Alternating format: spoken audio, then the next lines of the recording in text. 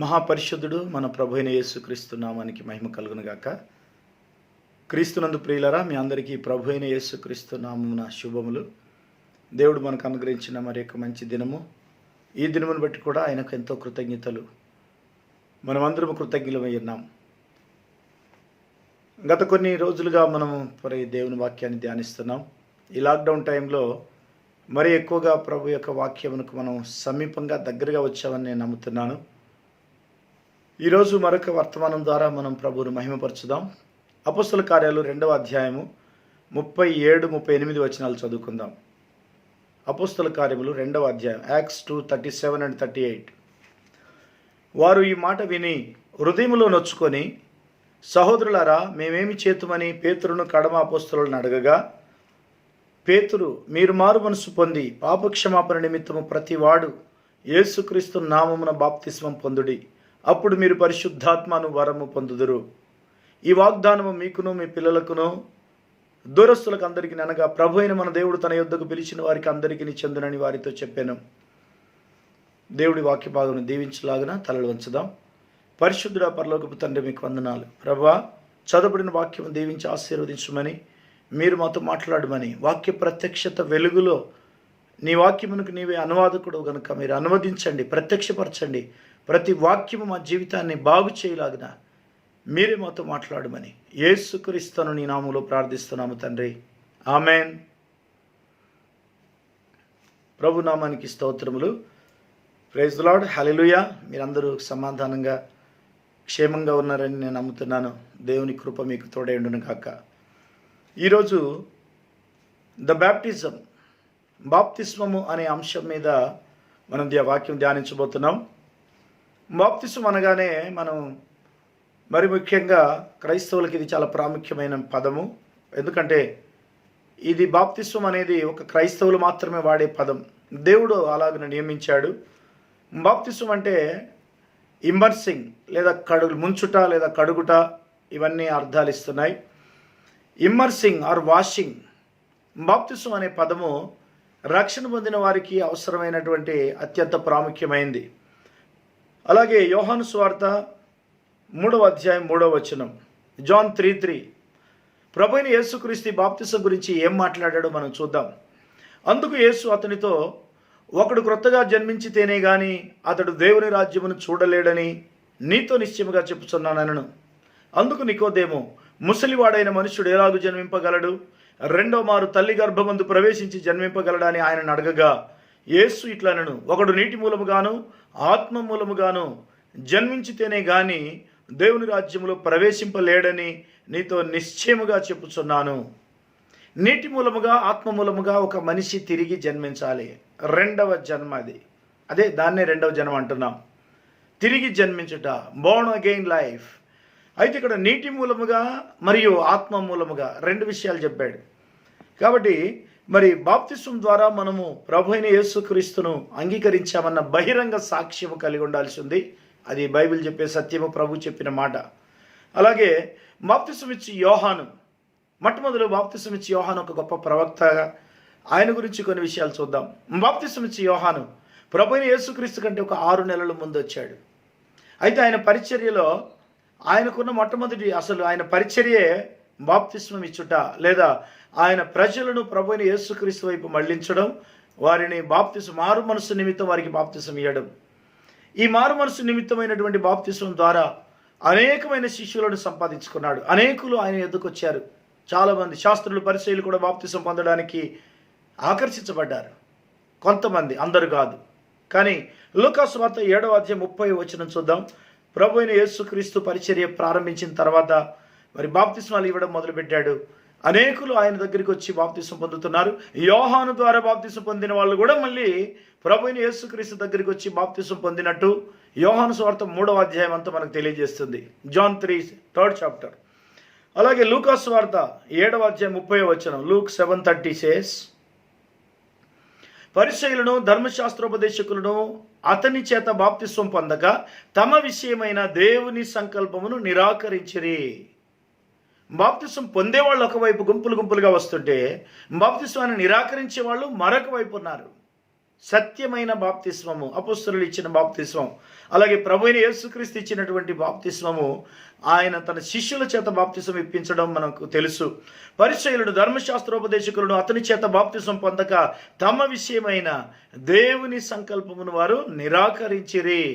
But the Pharisees and lawyers rejected the counsel of God against themselves, being not baptized of him. ఆయన ద్వారా బాప్తిసం పొందడానికి వాళ్ళు నిరాకరించారు. అసలు బాప్తిస్మాన్ని తృణీకరించారు. తమ విషయమైన దేవుని సంకల్పమును వారు నిరాకరించిరి. తమ కొరకు దేవుని సంకల్పం అంటే బ్యాప్టిజం అనేది దేవుని యొక్క ప్రణాళికలో ఒక భాగం. It is a part of the plan of God. Baptism లేకుండా ఒక మనిషి దేవుని రాజ్యంలో అడుగుపెట్టడం అసంభవము. ఇవన్నీ మరి కొత్తగా బాప్తిసం పొందబోయే వారికి చాలా అవసరమైన విషయాలు. అయితే ఇక్కడ బాప్తిసం ఇచ్చి యోహాను ద్వారా ఇంట్రొడ్యూస్ చేయబడింది, పరిచయం చేయబడింది. మొట్టమొదటిసారి బాప్తిసం అనేది బాప్తిసం ఇచ్చి యోహాను పరిచయం చేశాడు. అంటే ఒక బాప్తిస్వాన్ని ప్రకటించడానికి ఒక ప్రవక్త అవసరమైంది. Profit is required. అందుకే ప్రవక్తను దేవుడు ముందుకు తీసుకొచ్చాడు. బాప్తిసం ఇచ్చి యోహాను ఒక గొప్ప ప్రవక్త. మారు మనసు, పాప క్షమాపణ. మరి మారు మనసు నిమిత్తమైన బాప్తిసం యోహాను ఇచ్చాడు, బాప్తిసం ఇచ్చి యోహాను. ఆ తర్వాత ప్రభువైన యేసుక్రీస్తు పాప క్షమాపణ నిమిత్తం బాప్తిస్మాన్ని ప్రచారం చేశాడు, ప్రకటించడం మొదలుపెట్టాడు. రెమిషన్ ఆఫ్ సిన్స్, బ్యాప్టిజం అంటూ repentance and remission of since. పాప క్షమాపణ నిమిత్తమైన బాప్తిస్మమేమో ప్రభువైన యేసుక్రీస్తు మొదలుపెట్టాడు. అలాగే దాన్ని అపొస్తలులు కంటిన్యూ చేశారు. ఈరోజు సంఘము కూడా అదే కొనసాగించవలసింది. మీకును మీ పిల్లలకును దూరస్తులందరికీ ఇదే చెందవలసి ఉన్నది అన్నాడు. ఆ రోజు వాళ్ళు ఇచ్చినటువంటి బాప్తిస్మం, అపోస్తలులు ప్రారంభించినటువంటి బాప్తిస్మము అనగా ప్రభువైన యేసుక్రీస్తు అపోస్తలుల చేత బాప్తిస్మం ఇప్పించాడు. యోహాను సువార్త 4వ అధ్యాయంలో మొదటి 2 వచనాల్లో యేసే బాప్తిస్మం ఇయ్యలేదు కానీ ఆయన శిష్యులు ఇచ్చుచుండిరి. అంటే ప్రభువైన యేసుక్రీస్తు ఇచ్చినటువంటి బాప్తిస్మము శిష్యులు ఇచ్చారు. అంటే శిష్యులు ఇచ్చినటువంటి బాప్తిస్మమే ఈరోజు సంఘములో కొనసాగాలి. అనగా ప్రభువైన యేసుక్రీస్తు ఏ బాప్తిస్మం ప్రారంభించాడో దాన్నే సంఘము కొనసాగించాలి. యోహాను కంటే యేసు ఎక్కువ మంది శిష్యులుగా చేసుకొని వారికి బాప్తిసం ఇచ్చుచున్న సంగతి పరిసయ్యులు వినిరని ప్రభువునకు తెలిసినప్పుడు ఆయన యూదే దేశం విడిచి గలిలే దేశమునకు తిరిగి వెళ్ళాను. ఆయనను యేసే బాప్తిసం ఇయ్యలేదు కానీ ఆయన శిష్యులు ఇచ్చుచుండిరి. జాన్ 4:1-3. ఆయన శిష్యులు ఇచ్చుచుండిరి అనగా ప్రభువైన యేసుక్రీస్తు బాప్తిసం ఇప్పిస్తున్నాడు. అక్కడ ఉండి ఎలా బాప్తిసం ఇయ్యాలో వాళ్ళకు తెలుసు, ఎందుకంటే వాళ్ళు ప్రభు దగ్గర నేర్చుకున్నారు. అదే ఈరోజు సంఘంలో కూడా కొనసాగాలి. అపొస్తలుల కాలం నాడు అదే కొనసాగింది. అది కూడా 38వ వచనం, అపొస్తలుల కార్యాలు 2:38లో, Acts 2:38, ప్రతివాడు యేసుక్రీస్తు నామమున బాప్తిసం పొందుడి. చూసారా, పేతురు మరి ఆ రోజు పెంతెకొస్తు దినమున పేతురు ప్రసంగం చేసిన తర్వాత ఓ గొప్ప ఉద్యమం ప్రజల్లో మొదలైంది. వారి హృదయంలో నొచ్చుకొని మరి పేతురు అంటున్నాడు ఆ 37వ వచనంలో వాళ్ళు నొచ్చుకున్న మాట, ఈ మాట విని హృదయంలో నొచ్చుకొని, సహోదరులారా మేమేమి చేతుమని పేతురును కడమ అపొస్తలులను అడగగా ఆ 3000 మంది. తర్వాత చూడండి, పేతురు మారు మనసు పొంది పాప క్షమాపణ నిమిత్తం ప్రతివాడు యేసుక్రీస్తు నామమున బాప్తిసం పొందుడి, అప్పుడు మీరు పరిశుద్ధాత్మను వరం పొందుదురు. ఈ వాగ్దానం మీకును మీ పిల్లలకు దూరస్తులకు అందరికీ అనగా ప్రభువైన మన దేవుడు తన యొద్దకు పిలిచిన వారికి అందరికీ చెందును. దేవుడు ఎంతమందిని ఆయన దగ్గర పిలుస్తున్నాడో వారందరికీ ఇదే బాప్తిసం కొనసాగాలి. దురదృష్టవశాత్తు సంఘములో క్రీస్తు విరోధి యొక్క బోధలు ఎక్కువైపోయి సాతానిక ప్రవేశం వలన మొదటి ముద్రలో సాతాను సంఘమును ఎలా మోసగించాడో, ఆ తర్వాత ఎలా హింసించాడో, ఆ తర్వాత ఎలా కనీసం వాక్యం కూడా విననీయకుండా కరువు తీసుకొచ్చి మరి చివరికి 4వ ముద్రలో మరణాన్ని తీసుకొచ్చాడు. ఆత్మీయ మరణం, spiritual death and physical death 2 కూడా ఉన్నాయి. అయితే ఇక్కడ ఈ మరణం ద్వారా మనుషులు సత్యం తెలుసుకోలేకుండా దేవునికి దూరం అయిపోయిన పరిస్థితి. కాబట్టి ప్రియులారా, ఈ వాగ్దానం మీకు మీ పిల్లలకు దూరస్తులందరికీ చెందును. ఇదే బాప్తిసం కొనసాగాలి. యేసుక్రీస్తు నామముననే బాప్తిసం ఉన్నది, వేరే విధంగా బాప్తిస్మాలు లేవు. అలా ఉన్నది అనుకుంటే మరి దాని గురించి కూడా మనం చూడాలి. అపొస్తలుల కార్యాలు 2:38, అలాగే మత్తయి సువార్త 28వ అధ్యాయం 19వ వచనం, Matthew 28. ఇదందరికీ బాగా పరిచయమైన వాక్య భాగము. బాప్తిసం అంటేనే మనందరికీ బాగా పరిచయమైన లేఖనం. కాబట్టి మీరు వెళ్ళి సమస్త జనులను శిష్యులుగా చేయుడి, తండ్రి యొక్కయు కుమారుని యొక్కయు పరిశుద్ధాత్మ యొక్కయు నామములోనికి వారికి బాప్తిస్మం ఇచ్చుచు అన్నాడు. నామములోనికి అన్నాడు. In the name of the father and of the son and of the holy ghost. ఒక నామము 3 బిరుదులు, 3 ప్రత్యక్షతల గురించి చెప్పబడింది. There is only one name but 3 offices: fatherhood, sonship, holy ghost dispensation. Fatherhood, sonship, Holy Ghost dispensation. These are the 3 offices of one God. 3 stages of his ministry. చూసారా, దేవుడు ఆ 3 ప్రత్యక్షతలకు ఒక నామాన్ని ఒక నామాన్ని రిలీజ్ చేశాడు. ఆ నామమే యేసుక్రీస్తు నామం. పెంతెకొస్తు దినమున పేతురు ఆ నామాన్ని విడుదల చేశాడు. ఆ నామమే పరలోక రాజ్యపు తాళపు చెవి. ఈ నామముని మనం రక్షణ పొందవలనని 4:12 అపొస్తలుల కార్యాలు పేతురు చెప్పాడు. కాబట్టి ఈ నామమును బాప్తిస్మము, ఈ నామముని రక్షణ. మరి ఈ నామంలో బాప్తిసం పొందకపోతే వాళ్ళు దేవుని సంకల్పమును నిరాకరించినట్టు కాదా? లూకా 7:30లో రాయబడిన ప్రకారం. Luke 7:30 says, the Pharisees and the lawyers rejected the counsel of God. ధర్మశాస్త్రోపదేశకులు, పరిసయ్యులు, ఇంకా అనేక మంది ఈ యొక్క బాప్తిస్మాన్ని తృణీకరించారు. యేసుక్రీస్తు నామాన్ని తృణీకరించారు. ఆ తర్వాత బాప్తిస్మాన్ని తృణీకరించారు. ఆయన యొక్క అధికారాన్ని కూడా వాళ్ళు రిజెక్ట్ చేశారు. They rejected everything as today is going on. ఈ రోజు కూడా అదే జరుగుతుంది. యేసుక్రీస్తు నమ్ముతున్నాం అంటున్నారు, కానీ బాప్తిసం దగ్గరికి వచ్చే వరకు, ఆయన దైవత్వం దగ్గరికి వచ్చే వరకు వాళ్ళు రిజెక్ట్ చేస్తున్నారు. దేవుని సంకల్పమును తృణీకరిస్తున్నారు. Just simply they are rejecting the plan of God, council of God. అందుకే ఈరోజు సంఘానికి అత్యంత ప్రాముఖ్యమైనది బాప్తిస్మం. యేసుక్రీస్తు నామమున బాప్తిస్మం పొందాలి. అది కాకుండా వేరొక బాప్తిస్మాలు ఎక్కడా లేవు. ఈ నామము తండ్రి యొక్క నామము, కుమారుని యొక్క నామం, పరిశుద్ధాత్మ యొక్క నామం. 3 దేవుళ్ళ పేరు కాదు అది. 3 దేవుళ్ళు ఒక పేరు కాదు అది. ఒక్క దేవుడు, 3 ప్రత్యక్షతలు, 3 offices, 3 titles. God above people, God with people, God with in people. మనుషుల పైగా మనుషులతో మనుషులలో ఉన్న దేవుడు. ఇశ్రాయేలు దేవుడు ఆయన. అబ్రహాం, ఇస్సాకు, యాకోబుల దేవుడు. ఇశ్రాయేలు నీ దేవుడు ఒక్కడే అని చెప్పబడిన దేవుడు. నేను మొదటి వాడును, కడపడి వాడును, జీవించేవాడును, మృతుడు నైతిని కానీ ఇదిగో యుగయుగములు సజీవుడనై ఉన్నానని చెప్పబడిన దేవుడు. Alpha, omega, first and last. Only one God. God cannot be into 3 persons. You cannot divide God into 3 persons. God is a person. God is the spirit, not the spirits. దేవుడు ఆత్మ, ఆత్మలు కాదు. చాలా మంది ఆత్మలు అనుకుంటున్నారు. ఆత్మలు అనుకోవడం అది తప్పుడు అవగాహన, wrong interpretation of the Bible. అలాగే త్రిత్వం అనే పదం బైబిల్లో ఎక్కడా మీకు కనబడదు. ఎంత వెతికినా కనబడదు. అది లేదు. కాబట్టి ఒకవేళ ఉంటే, దేవుడు 3గా ఉంటే తప్పకుండా ఆయన ఆ మేము ముగ్గురం కలిసి ఉన్నాము, ముగ్గురం ఉన్నాము అని చెప్పుకునేవాడు. ఎక్కడ చూసినా ఫాదర్ అండ్ సన్ కనబడతాయి. తండ్రి నేను ఏకమై ఉన్నాము అన్నాడు. అంటే లోపల దేవుడు, బయట నరుడు. మానవ శరీరంలో ఉన్నాడు కనుక దేవుడు మానవుడుగా ప్రత్యక్షమయ్యాడు కనుక ఆ మానవుడుగా బయలుపరచబడినందుకు ఆయన కుమారుడనే పిలువబడ్డాడే తప్ప నరుడైన ప్రతివాడు కుమారుడే.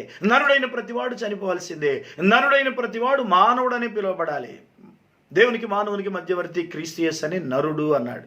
So that is the revolution. అయితే ఇక్కడ ప్రియులారా, మనం తెలుసుకోవాల్సిన అద్భుతమైన సత్యం ఏంటంటే, బాప్తిస్మము తప్పనిసరిగా తీసుకోవాలి. ప్రతి ఒక్కరికి బాప్తిస్మం అవసరం. బాప్తిస్మం లేకపోతే రక్షణ లేదు అని బైబిల్ చెబుతుంది. ఆ దొంగ గురించి చెప్తారు. కొండ మీద ఆ యొక్క సిలువలో ఉన్న దొంగకు బాప్తిస్మం ఉన్నదా? ఇలాంటి ప్రశ్నలు చాలామంది అడుగుతుంటారు. ఆ పరిస్థితులు ఏంటి? అక్కడ ఉన్న పరిస్థితిని బట్టి చూస్తే, ఒక దొంగ యేసుక్రీస్తుని అంగీకరించినప్పుడు, ఒక బందిపోటు దొంగ శిలువ మీద ఉన్నాడు, చివరి క్షణాల్లో ఉన్నాడు. ఆయన దిగి బాప్తిసం పొందే అవకాశం ఉందా? అవకాశం నీకు, నాకు, అందరికీ ఉంది. కానీ ఆయనకు లేదు ఆ రోజు. దాన్ని మనం ఛాన్స్గా తీసుకోవద్దు. ఎందుకంటే అక్కడి పరిస్థితిని బట్టి ఆ మాట చెప్పాడు. మరి ఈరోజు నీకు అన్ని పరిస్థితులు అనుకూలంగా ఉన్నాయి. నువ్వు బాప్తిసం పొందాలన్న ఆ ఆలోచన నీకు వస్తే నువ్వు తప్పకుండా పొందుతావు. ఎందుకంటే అది పైనుండి అనుగ్రహించబడాలి. It must come from heaven. అయితే ఇక్కడ ప్రియులారా, మనం నేర్చుకోవాల్సిన బాప్తిసం యేసుక్రీస్తు నామమున పొందుడి. 2:38 అపొస్తలుల కార్యాలు 2:35 ఆ నామంలోనే పొందండి. అలాగే 2:41 వారు పొందిరి అని రాయబడింది. అపొస్తలుల కార్యాలు 2:41, 2:41 they received baptism. They have taken baptism in the name, only in the name. చూడండి, కాబట్టి అతని వాక్యం అంగీకరించిన వారు బాప్తిసం పొందిరి. ఆ దినమందు ఇంచుమించు 3,000 మంది చేర్చబడిరి. 3,000 people received baptism. They have taken the baptism in the name of Jesus Christ. Lord Jesus Christ. Lord ante Father, Jesus ante Son, Christ ante Holy Ghost. Lord Jesus Christ is nothing but Father, Son, Holy Ghost. That is revelation of Jesus Christ. ఈ revolution అర్థం కాక చాలామంది పరలోకంలో ఒక్కడే కాదు 2 సింహాసనాలు కూడా ఉన్నాయని మన సహోదరులు కొంతమంది అనుమానపడుతున్నారు. 3 సింహాసనాలు ఉన్నాయి అనుకుంటున్నారు. ప్రకటన గ్రంథం 4వ అధ్యాయం మొదటి 2 వచనాలు చూస్తే 2వ వచనంలో పరలోకం మందు ఒక సింహాసనం వేయబడినది, దాని యందు ఒకడు ఆసీనుడై ఉండెను. రెవల్యూషన్ 4:2. వెంటనే నేను ఆత్మవశుడనైతే ఇదిగో పరలోకమందు ఒక సింహాసనం వేయబడి ఉండెను, సింహాసనమునందు ఒకడు ఆసీనుడై ఉండెను. And immediately I was in the spirit, and behold, a throne was set in heaven, and one sat on the throne. ఒక్కడు సింహాసనం మీద కూర్చున్నాడు. ఒక్కడే. ప్రకటన గ్రంథానికి వచ్చేటప్పటికి ఆ సింహాసనం మీద ఒక్కడే కూర్చున్నాడని రాయబడింది. చూసారా, ఒక సింహాసనమే. మానవుడుగా దేవుడుగా ఆయన భూమి మీద ప్రత్యక్షపరచబడ్డప్పుడు ప్రజలకు ఆ ప్రత్యక్షత అర్థం కావట్లేదు. అయితే ఇక్కడ పరలోకమందు ఒకే సింహాసనం ఉన్నది. ప్రభువైన యేసుక్రీస్తు అన్నాడు, నేను నా తండ్రి సింహాసనం మీద కూర్చుండి ఉన్నట్టు మేమును కూడా నా సింహాసనం నందు కూర్చుండనిచ్చేదను అన్నాడు. అంటే తండ్రి సింహాసనం, కుమారుని సింహాసనం ఒక్కటే.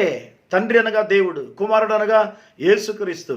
చూసారా, దేవుడు మానవుడుగా భూమి మీద ప్రత్యక్షమైనప్పుడు ఆయన మరి కుమారుడిని, ఈ కుమారత్వం ఎంతకాలం ఉంటుంది? మిలేనియం వరకు ఉంటుంది. మిలేనియం తర్వాత ఈ కుమారత్వం వెళ్ళిపోతుంది. మళ్ళీ ఒక్కడే దేవుడు అయి ఉంటాడు. Afterwards he will be one God. Sonship అనేది son of man, son of God, son of David, ఈ మూడు ప్రత్యక్షతలు మిలేనియం వరకు కనబడతాయి. అంటే మిలేనియంలో దావీదు కుమారుడు అని ఆ బిరుదు ఇంకా కొనసాగుతుంది.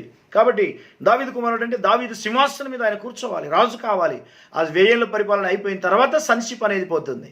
ఆ తర్వాత ఒక్కడే దేవుడై ఉంటాడు. జకరియా గ్రంథంలో మనం చూడొచ్చు, only one God, there will be only one God forever. 14వ అధ్యాయం 9వ వచనం. యెహోవా సర్వలోకమునకు రాజు అయ్యుడును, ఆ దినమున యెహోవా ఒక్కడే అనియు ఆయనకు పేరు ఒక్కటే అనియు తెలియబడును. ఒక్క దేవుడే ఉంటాడు. ఒకటి కంటే దేవుళ్ళు ఎక్కువ ఉండే అవకాశం ఉంటే అది దేవుళ్ళు విగ్రహారాధన అయిపోతుంది. One God is the truth, సత్యము. యేసుక్రీస్తు నామమున బాప్తిస్మం సత్యం. దీన్ని మించిన సత్యం ఇంకొకటి లేదు. ఒకవేళ మీరేమైనా అలాంటివి ఉన్నాయంటే అది అబద్ధం. Just it is a false. నిజమైన సత్యవాక్యాన్ని మనం గ్రహించవలసిన వారమై ఉన్నాం. అయితే ప్రియులారా, ఈరోజు మరి యేసుక్రీస్తు నామము, ఈ నామముననే మనం రక్షణ పొందవలెను. చూసారా, ఈ నామమున రక్షణ పొందాలి. రక్షణ పొందాలంటే బాప్తిసం మొట్టమొదటిది. First step is baptism. మారు మనసు పాపక్షమాపణతో మొదలైనటువంటి రక్షణ బాప్తిస్వంతో అది ముద్ర వేయబడుతుంది. It is sealed by the baptism. అవును, బహిరంగ సాక్ష్యం ద్వారా.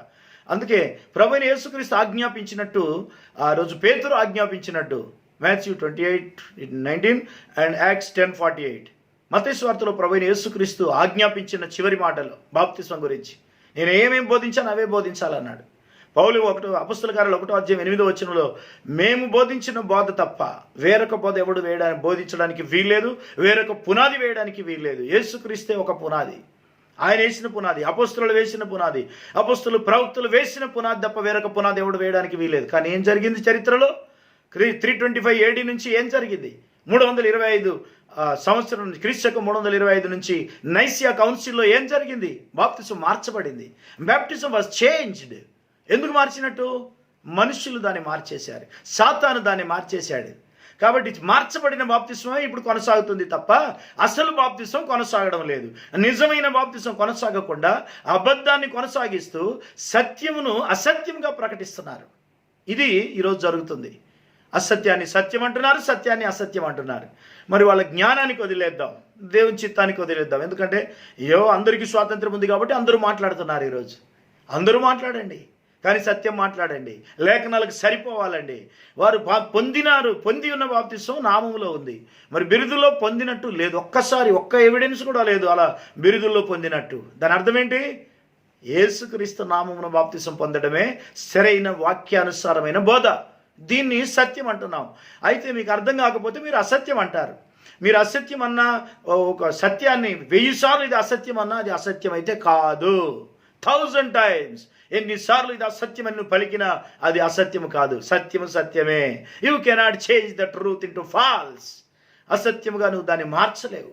ఎందుకంటే దేవుడు, అపొస్తలులు ఆ యొక్క సత్యాన్ని ప్రతిష్ఠించారు. ఎఫెసీ పత్రిక 2వ అధ్యాయం 20వ వచనంలో ప్రవక్తలు అపోస్తలులు వేసిన పునాది మీద మీరు కట్టబడి ఉన్నారు. అదే 1 కొరింథీ 3వ అధ్యాయం 11వ వచనంలో వేయబడిన తప్ప మరొక పునాది ఎవడు వేయనేరడు, ఆ పునాది యేసుక్రీస్తే. ఫస్ట్ కొరింథియన్స్ 3:11 వేరే పునాది ఎవరు వేయడానికి వీలేదు. కాబట్టి ప్రియులారా, ఈరోజు మనము సత్యవాక్యములో ఉన్నామంటే దేవుని కృప. సత్యమందు ప్రతిష్ఠింపబడుట, ఆ నామం కొరకు వాళ్ళు అవమానం పొందుటకు పాత్రలను ఎంచబడ్డారు అపోస్తలులు. చూసారా, మరి ఈరోజు బాప్తిసం గురించిన అవగాహన మనకు అవసరం. We need the clear understanding of baptism. ఎవరైనా మరి యేసుక్రీస్తు నామములో బాప్తిసం పొందారని రాయబడింది, కానీ బిరుదులో పొందినట్టు ఎక్కడా లేదు. ఈరోజు బిరుదులు అనేది చాలా ఇంపార్టెంట్ అయిపోయినాయి మనుషులకు. నామము కంటే బిరుదులు ఎక్కువ ప్రచారంలో ఉన్నాయి. నామం పక్కకి వెళ్ళిపోయింది, బిరుదులు తెర మీదకి వచ్చేసాయి. Which God will not accept it. ఆ నామము కొరకే వాళ్ళు తలలు ఎందుకు ఎగిరిపోయాయి? తలలు ఎగిరిపోయాయి అంటే కారణం నామమే. ఓన్లీ నేమ్, యేసుక్రీస్తు నామం. ఆ నామంలో ముద్రించబడేదాకా రక్షణ లేదు. మరి ఇంతకాలం జరిగిన వాళ్ళు, పోయిన వాళ్ళందరి సంగతి ఏంటి అని అంటే, వాళ్లకు బయలుపరచబడి ఉంటే దానికి వాళ్ళు విధేయత చూపింటే ఓకే, విధేయత చూపకపోతే, వాళ్ళకు బయలుపరచబడకపోతే మాత్రం దేవుడు దాన్ని కన్సిడర్ చేస్తాడు. బయలుపరచబడితే మాత్రం, దానికి విధేయత చూపకపోతే మాత్రం దేవుని సంకల్పమును వారు నిరాకరించిన వారు అవుతారు. బయలుపరచబడకపోతే దానికి జవాబు దేవుడు చూసుకుంటాడు. ఎందుకంటే నీకు ఇవ్వబడిన దాన్ని బట్టి లెక్క అడుగుతాడు, అంతేగాని ఇవ్వని దాని గురించి ఆయన లెక్క అడగడు. అలాగే బాప్తిసం, మరి ఇక్కడ నీటి ద్వారా బాప్తిసం ఉన్నది. నీళ్ళలో చిలకరింపు, కొంతమందికి చిలకరింపు బాప్తిసం అలవాటైంది. కొన్ని నీళ్లు చల్లితే అది బాప్తిసం అంటున్నారు. నో. కొన్ని నీళ్లు చల్లితే అది స్నానం అవుతుందా? కాదు. మరి కొన్ని నీళ్లు చల్లితే అది బాప్తిసం ఎలాగవుతుంది? అది చిలకరిస్తే బాప్తిసం ఎలాగవుతుంది? కళ్ళు ఉండాలి కదా, మంచి మనోనేత్రాలు ఉండాలి కదా దాన్ని చూడడానికి. అపోస్తలులేమో యోర్దాను నదిలోను ఐనోను అనే స్థలములో నీళ్లు విస్తారముగా ఉన్న అక్కడ ప్రభువైన యేసుక్రీస్తు కానీ, బాప్తిసం ఇచ్చి యోహాను కానీ, అపోస్తలులు కానీ ఎక్కడ నీళ్లుంటే అక్కడ నీళ్ళలో బాప్తిసం ఇచ్చారు. చిలకరించలేదు వాళ్ళు. అది చిలకరింపు అనేది అబద్ధం, మోసం. అది సాతాను యొక్క ఆయుధం. అది దాన్ని మీరు ఎప్పుడు కూడా చిలకరింపు అనే బాప్తిసమే లేదు. నీళ్ళలో ముంచబడి అలాగా యేసుక్రీస్తుతో పాటు ఇలా సమాధి చేయబడి మళ్ళీ తిరిగి లేపబడాల. ఆయనతో పాటు నువ్వు చనిపోయావన్న రుజువు అది. You are died with Christ for the world. లోకం కొరకు, లోక విషయాల్లో నీవు ఆయనతో పాటు చనిపోయావని దాని అర్థం. అందుకే ఇక్కడ నీటి బాప్తిస్మము, అలాగే బ్యాప్టిజం ఇంటూ క్రైస్ట్. రోమపత్రిక 6వ అధ్యాయం 3వ వచనంలో మనము క్రీస్తులోనికి బాప్తిస్మం పొందిన మీరు అందరూ అన్నాడు. క్రీస్తులోనికి బాప్తిస్మము, not only into water but into Christ. క్రీస్తు యేసులోనికి బాప్తిస్మం పొందిన మనం అందరము ఆయన మరణంలోనికి బాప్తిస్మం పొందించమని మీరు ఎరగరా? బ్యాప్టిజం ఇంటూ వాటర్, అది బహిరంగ సాక్ష్యము, పబ్లిక్ టెస్టిమనీ. అలాగే ఇక్కడ బ్యాప్టిజం ఇంటూ క్రైస్ట్, అది అసలు నిజమైన బ్యాప్టిజం. నీళ్లతో మొదలైంది ఓకే, కానీ క్రీస్తు లోపలికి బాప్తిజం పొందుతున్నాం మనం. యేసుక్రీస్తులోనికి బాప్తిజం పొందుతున్నాం. అలాగే గలేషియన్స్ 3:27, గలతీ పత్రిక 3వ అధ్యాయం 27వ వచనంలో యేసుక్రీస్తులోనికి బాప్తిసం పొందిన మనము క్రీస్తును ధరించుకొని ఉన్నాము. We are put on Christ. యేసుక్రీస్తును ధరించుకొనడమే బాప్తిస్మము. గలేషియన్స్ 3:27, క్రీస్తులోనికి బాప్తిసం పొందిన మీరు అందరూ క్రీస్తును ధరించుకొని ఉన్నారు. యేసుక్రీస్తును బహిరంగంగా ధరించుకున్నారు అంటే మీరు క్రీస్తును కనబరుస్తున్నారు. You are showing Christ to the world. You are put on Christ. క్రీస్తును మీరు ధరించుకున్నారు, వస్త్రాలు ధరించుకున్నట్టుగా ధరించుకున్నారు అన్నాడు. మనం ఈరోజు బాప్తిసం అంటే యేసుక్రీస్తును ధరించుకోవడం. బాప్తిసం అంటే యేసుక్రీస్తుతో పాటు చనిపోయి తిరిగి లేవడం. యేసుక్రీస్తు వలె జీవించడానికి, సాక్ష్యం ఇవ్వడానికి, ఆయన కొరకు జీవించడానికి మనం ఈరోజు భూమి మీద ఆయన యందు బాప్తిసం పొందుతున్నాం. కాబట్టి యేసుక్రీస్తునందు బాప్తిసం పొందిన వారు రక్షణ పొందినట్టు, మిగిలిన వారు అంటే ఎత్తబడడానికి కావాల్సిన అర్హత పొందినట్టు. లేదంటే మిగిలిన వారి సంగతి ఇక ఎత్తబట్ట అనేది జరగడం అనేది ఇక దేవుడు చూసుకోవాల్సిందే. ఎందుకంటే ఎత్తబట్ట జరగాలనంటే ఆ వధువుకు పరిపూర్ణ వాక్యపు లక్షణాలు ఉండాలి. రక్షణ పొందుతారు, కానీ ఎత్తబడాలంటే రక్షణ పొందితే సరిపోదు, విమోచించబడాలి. ఎత్తబట్ట అనేది extra qualification to the bride. సంఘం విడబడుతుంది, వధువు ఎత్తబడుతుంది. కాబట్టి వధువు యేసుక్రీస్తు నామం కలిగి ఉంటుంది. ఎప్పుడైనా పెళ్లి కుమార్తె పెళ్లి కుమారుడి యొక్క నామాన్ని ధరిస్తుంది. Yes, she is bearing the name of the husband, the bridegroom. పెళ్లి కుమారుని యొక్క పేరును, పెళ్లి కుమారుని యొక్క అన్ని హక్కులను ఆమె పొందుకుంటుంది, లేదా తన హక్కులన్నీ ఆయనకు ట్రాన్స్ఫర్ చేస్తుంది. That is the bride. కాబట్టి వాక్యం విషయంలో ఆయన మాట వింటుంది, ప్రతి వాక్కును వధువు నెరవేరుస్తుంది. అందుకే ఈ బ్యాప్టిజం అన్నిటికంటే ముఖ్యమైనది. The first step is baptism. ఇది యేసుక్రీస్తు నామమునే జరగాలని బైబిల్ చెబుతుంది. ఇంకా వేరే విధంగా జరగాలని ఎక్కడ రాయబడలేదు. This is the evidence. ఎఫెసీ పత్రిక 5:27 మరి ఈ విధంగా బాప్తిస్వం పొందుట అనేది నీటి మూలముగాను ఆత్మ మూలముగాను తిరిగి జన్మించడం, అలాగే వాక్యముతో కడగబడుట. బాప్తిస్వం పొందిన తర్వాత నెక్స్ట్ జరగాల్సింది శుద్ధీకరణ, జస్టిఫికేషన్. నీటి బాప్తిస్వం, నీతీకరణ అంటున్నాం. ఆ తర్వాత శాంక్టిఫికేషన్, శుద్ధీకరణ జరగాలి. ఒక రక్షణ పొందడానికి ఒక మనిషి రక్షణ పొంది ఎత్తబడే గుణలక్షణాలు కలిగి ఉండాలంటే, ర్యాప్చరింగ్ ఫెయిత్ రావాలంటే చూడండి, ఎఫెసీ పత్రిక 5:27 25లో సగభాగం నుంచి ఉంటుంది. అటువలే క్రీస్తు కూడా సంఘమును ప్రేమించి అది కళంకమైన మృతి అయిన అటిది మరి ఏదైనా లేక పరిశుద్ధమైనది గాను నిర్దోషమైనది గాను మహిమగల సంఘము గాను ఆయన తన ఎదుట దానిని నిలబెట్టుకొనవలెనని వాక్యముతో ఉదక స్నానము చేత దానిని పవిత్రపరచి పరిశుద్ధపరచుటకై దాని కొరకు తాను అప్పగించుకొనెను. వాక్యమనే ఉదక స్నానము అన్నాడు. అక్కడ నీళ్ళల్లో బాప్తిసం జరిగినాక ఇప్పుడు వాక్యములో బాప్తిసం జరగాలి. బ్యాప్టిజం ఇన్ ద వర్డ్, వాక్యముతో బాప్తిస్వము. ఈ వాక్యము 2 అంచుల ఖడ్గము కనుక ప్రాణాత్మలు మూలుగలను కీళ్లను కూడా దూరుకుంటూ లోపలికి వెళ్తుంది కనుక ఇటు బయట వాక్యము, లోపల వాక్యం. బయట వాక్యం నెరవేర్చబడాలి, లోపల కూడా వాక్యం నెరవేర్చబడాలి. సో వాక్యము లోపలికి వెళ్ళాలి, చెవులకు కాదు, హృదయం లోపలికి వెళ్ళాలి. వాక్యము నెరవేర్చటం వలన మరి ఈ వాక్యం మీరు నెరవేర్చిన వారైతే ధన్యులు. వాక్యం నెరవేరిస్తేనే ఎత్తబడట అనేది జరిగేది. కాబట్టి వాక్యమని ఉదక స్నానం చేత కడగబడుట అంటే ప్రతిదీ కూడా వాక్యం ద్వారా అర్థమైపోతుంది. ఏది సత్యమో ఏది అసత్యమో. నిజంగా మీరు విశ్వాసులైతే నమ్మకమైన విశ్వాసం, ఎత్తబడాలన్న రక్షణ పొందాలన్న విశ్వాసం మనకుంటే, మీకు మాకు అందరికీ ఉంటే వాక్యమని ఉదక స్నానం చేత కడగబడాలి. వాక్యమే నీళ్ళలాగా సమృద్ధిగా కడగబడాలి. వాక్యము లోపల వెలుపల మనిషిని కడిగేయడం. సో వాక్యం మనలో నెరవేరడం, వాక్యపు వధువుగా మారడం, ఏ లోపము లేకుండా వాక్యములో మనం ఉన్నట్టు నెరవేర్చాల్సిన అవసరం ఉంది. అది లేకపోతే నష్టపోయే ప్రమాదం ఉంది కనుక. కాబట్టి ప్రియులారా, ఈ యొక్క వాక్యము మనలో నెరవేరుట అనేది వధువుకు సంబంధించినటువంటి, braid is fulfilling the word of God. వాక్యపు వధువుగా మారడం. మచ్చ ముడత లోపం కానీ ఎక్కడ డాక్టరినల్గా కానీ లేదా స్పిరిచువల్గా పర్సనల్గా సొసైటీలో కానీ మనకు మరి వాక్యం నెరవేర్చే కృప దేవుడే ఇవ్వాలి. అలా కృప కొరకు మనం ప్రార్థించాలి. పాత నిబంధనలో బాప్తిసాలు పొందిన వాళ్ళు ఉన్నారు. ఎలా? మనలాగా నీళ్ళలో పొందినట్టు కాదు. ఆ రోజు నోవా దినములలో ఓడ నీళ్ళ మీద ప్రయాణం చేస్తుంది. పెద్ద జలప్రళయం, లోకమంతా నాశనం చేస్తున్నటువంటి దినం అది.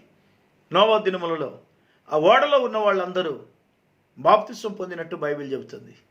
ఓడలో బాప్తిస్వము. 1 పేతురు 3:20-21 1 Peter 3:20 and 21 verses. ఈ లేఖనాలు బట్టి చూస్తే మరి వాళ్ళు ఆ రోజు నీటి మూలముగా బాప్తిస్వం పొందినట్టు. అంటే ఓడ మీద క్రింద నీళ్లు ఉన్నాయి, కానీ వారిలో ఓడ లోపల నీళ్లు లేవు.